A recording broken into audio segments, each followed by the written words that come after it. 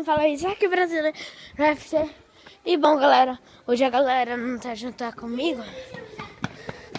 Ah não, tá o Giovanni aqui. E a gente vai de novo com a casa abandonada. A Duda tá ali vindo. Olha, pessoal, a gente descobriu um negócio.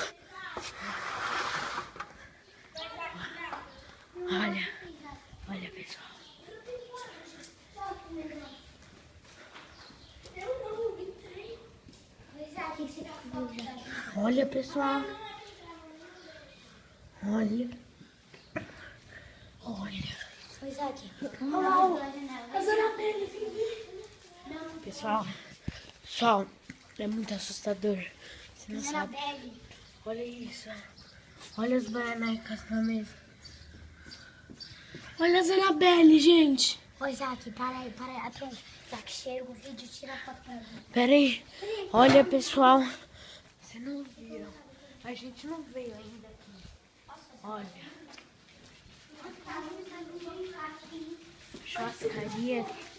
Churrascaria, pessoal, né? De bola na goa. Putz grila, pessoal.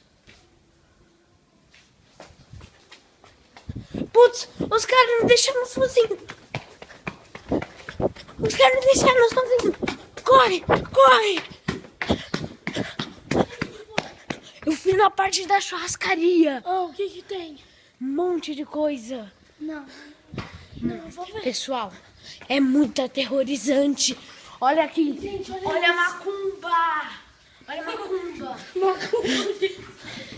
Meu, galera, hoje é o pior dia.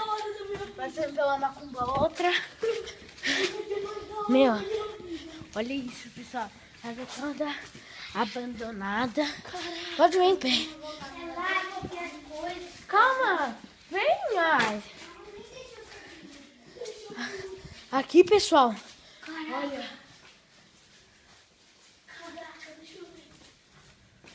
Ai, caramba. Olha isso, pessoal. Olha o quarto. Vamos voltar, gente. Olha o quarto. Ô, Muna, volta lá comigo. Caralho, Bora. Corre. Pessoal, a gente vai correr.